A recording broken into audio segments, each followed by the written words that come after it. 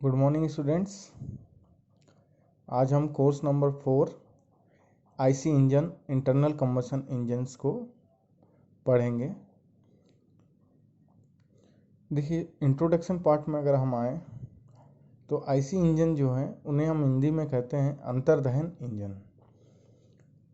ऐसे इंजन जिसमें फ्यूल का कंबशन इंजन सिलेंडर के अंदर होता है, means inside the engine cylinder if fuel is combustion, then the engine is called internal combustion engine.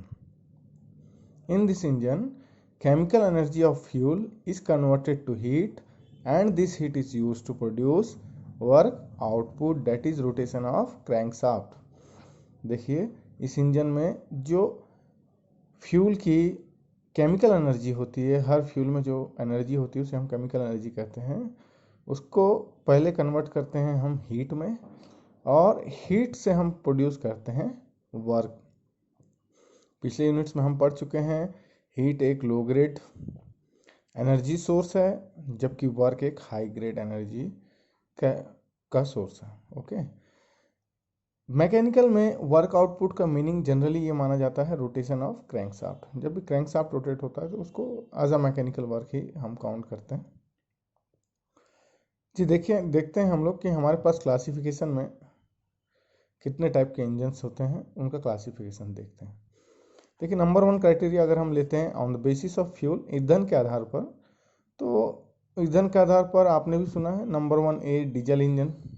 बहुत सारे ट्रक्स बस डीजल से ही चलते हैं, कई कार और जीप के मॉडल्स भी डीजल फ्यूल से ही चलते हैं। आपने पेट्रोल पंप या डीजल पंप्स में देखा होगा सेंटर्स में कि वहाँ डीजल के भी पंप होते हैं, वहाँ पेट्रोल के भी पंप होते हैं। तो एक तो हो गया डीजल इंजन, सेकंड हो गया पेट्रोल इंजन। उसके अलावा कुछ इंजन्स ऑयल से भी चलते हैं जिन्हें ऑयल इंजन कहते हैं, कुछ इंजन्स गैस से भी चलते हैं जिन्हें गैस इंजन्स कहा जाता है, तथा कुछ इंजन कैरोसिन से भी चलते हैं जिन्हें कैरोसिन इंजन कहा जाता है।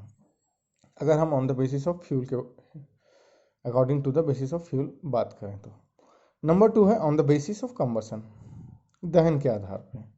दहन के आधार पर देखा जाए तो A auto cycle, B diesel cycle, C dual cycle.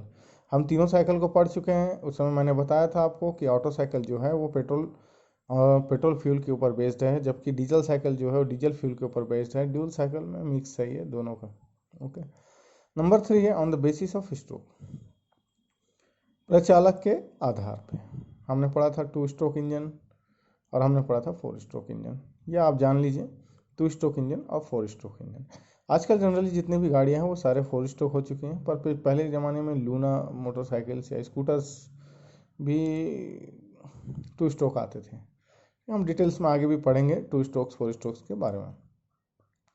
फिर देखिए on the basis of speed, गति के आधार पे। अगर स्पीड के इंजन की स्पीड्स के बेसिस में अगर हम देखें तो नंबर 1 है low speed engine, that is 0 to 400 RPM। उसके बाद है B medium speed engine, that is 400 to 1000 RPM। फिर है हाई स्पीड इंजन, जो जिसकी स्पीड को हम, अगर किसी इंजन का स्पीड 1000 RPM के ऊपर होता है तो हम उसे हाई स्पीड इंजन कहते हैं। अगर किसी इंजन का स्पीड 400 से लेकर 1000 RPM तक होता है तो उसे हम मीडियम स्पीड इंजन कहते हैं। और अगर किसी इंजन की स्पीड 0 to 400 RPM के बीच है तो हम उसे लो स्पीड इंजन कहते हैं। आरपीएम क्या है? तो आरपीएम रोटेशन पर मिनट है। एक मिनट में इंजन कितना बार रोटेट होता है, कितना बार वो चक्कर लगाता है, उसे हम कहते हैं आरपीएम। ठीक है। नंबर 5 है on the basis of position, स्थिति के आधार पे। स्थिति के आधार पर देखा जाए तो 3 तरह के इंजन माने गए हैं। ए हॉरिजॉन्टल इंजन, जो हॉरिजॉन्टली प्लेस्ड होते हैं, क्षैतिज में रखे हुए होते हैं, क्षैतिज आधार पे, उन्हें कहा जाता है horizontal engine.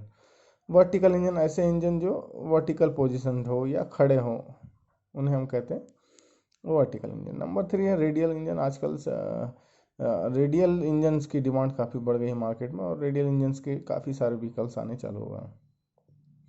Number 6 on the basis of governing, अधिनियंत्रण के आधार पे। अधिनियंत्रण के आधार पर अगर हम देखें तो हमारे पास 2 क्वालिटीज़ हैं।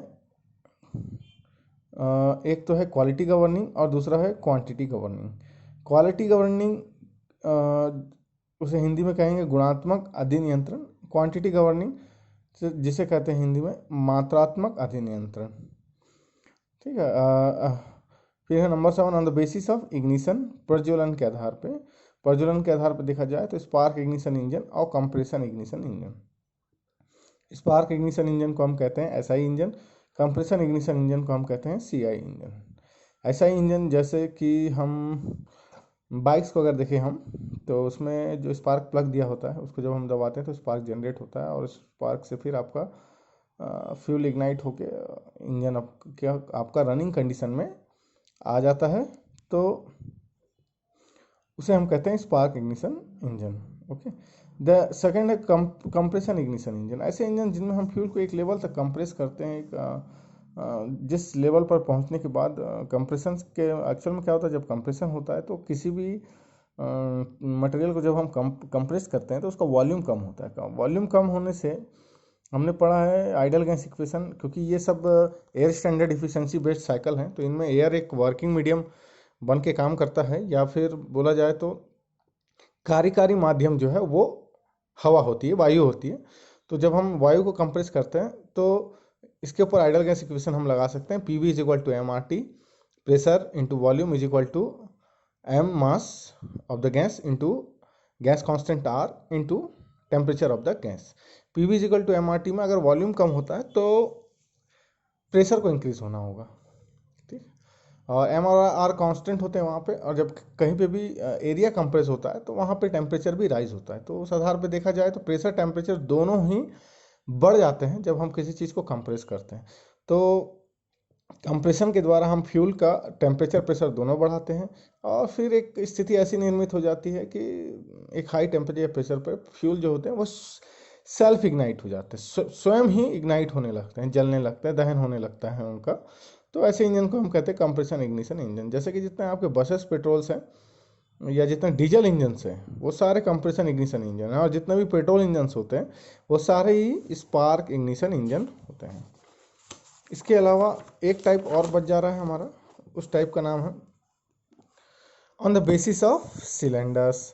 सिलेंडरों की संख्या के आधार पर देखा जाए तो सिंगल सिलेंडर इंजन और मल्टी सिलेंडर इंजन्स होते हैं, ठीक है। अगर किसी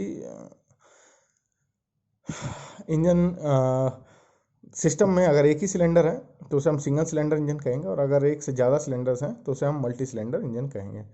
जैसे इसको हिंदी में कह सकते हैं एकल सिलेंडर इंजन, और इंग्लिश में मल्टी सिलेंडर इंजन को हम कहेंगे बहु सिलेंडर इंजन।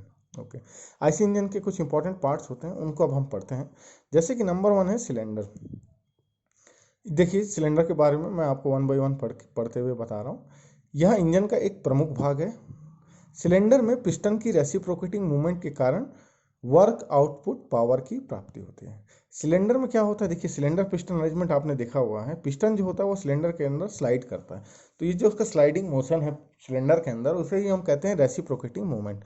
तो रेसिप्रोकेटिंग मूवमेंट के कारण सिलेंडर में वर्क आउटपुट जो है या पावर जो है उसकी प्राप्ति होती है। सामान्यतः सिलेंडरों की मैन्युफैक्चरिंग को हाई प्रेशर मीन्स जो 50 बार से ज़्यादा हो, और हाई टेम्परेचर जो 2000 डिग्री सेंटीग्रेड से ज़्यादा हो को सहने के लिए बनाई जाती है, क्योंकि जितना भी कंबसन होना है वो सिलेंडर के इंजन होना है, तो उस इंजन के सिलेंडर के अंदर ही होना है, तो वहाँ पर टेम्परेचर और प्रेशर बहुत ज़्यादा होते हैं। तो उनको सस्टेन करने के लिए उस टेम्परेचर और प्रेशर को हमारे इंजन का मटेरियल क्या होना चाहिए, वो कुछ इस लेवल का होना चाहिए कि वो इन प्रेशर और टेम्परेचर को सहन कर सके, ओके, बियर कर सके। ऑर्डिनरी इंजन्स में कास्ट आयरन यूज़ किया जाता है, जबकि हैवी ड्यूटी इंजन्स में स्टील अलॉयस और एल्यूमिनियम अलॉयस का उपयोग किया जाता है। इसके टॉप ऊपरी भाग में वॉल्स, स्पार्क प्लग एवं इंजेक्टर लगे होते हैं। कंबसन सिलेंडर के अंदर ही होता है। इन सिलेंडर के अगर नॉर्मल जो सिलेंडर्स होते हैं उसको जनरली कास्ट आयरन से बनाया जाता है, परंतु हैवी ड्यूटी इंजन जो होते हैं उसको या तो स्टील के अलॉयस होते हैं या एल्यूमिनियम अलॉयस का उपयोग किया जाता है। अलॉयस का मतलब होता है मिश्र धातुएं, जैसे एल्यूमिनियम उसका मेन मटेरियल हुआ या स्टील उसका मेन मटेरियल हुआ, और उसमें कुछ कंपोनेंट्स हमने मिलाया, निकेल मोलिब्डेनम समथिंग जो भी रिक्वायरमेंट है एज पर द नीड, उसके हिसाब से हम तैयार करते हैं। देखिए सेकेंड इंपॉर्टेंट पार्ट होता है किसी भी सिलेंडर का पिस्टन होता है। पिस्टन को इंजन का हार्ट कहा जाता है। जैसे मीन्स ये कहें कि इंजन का दिल होता है पिस्टन, ठीक है। सामान्यतः एल्यूमिनियम अलॉयज के बने होते हैं। इसका प्रमुख कार्य क्या होता है? दहन के समय प्रोडक्ट हीट को कनेक्टिंग रॉड को ट्रांसमिट करना है। मीन्स जब पिस्टन से हम कंप्रेस करते हैं फ्यूल को, और फ्यूल जब इग्नाइट होती है तो एक हाई एनर्जी रिलीज होती है जो कि पिस्टन को वापस पीछे के पोजीशन में ढकेलती है। तो उस समय पिस्टन से कनेक्टिंग रॉड अटैच होता है, तो पिस्टन के पीछे जाने के कारण कनेक्टिंग रॉड को वो एनर्जी ट्रांसफर होती है। कनेक्टिंग रॉड से एक क्रैंकशाफ्ट अटैच होता है, उस क्रैंकशाफ्ट को कनेक्टिंग रॉड के थ्रू एनर्जी मिल जाती है। तो इस तरह से पिस्टन के थ्रू एनर्जी का ट्रांसमिशन होता है। पहले कनेक्टिंग रॉड को होता है, उसके बाद फिर कनेक्टिंग रॉड से क्रैंकशाफ्ट को होता है। क्रैंकशाफ्ट एक रोटेटिंग एलिमेंट होता है और 360 डिग्री रोटेट कर सकता है, मेन ड्रिवन पार्ट होता है। ओके।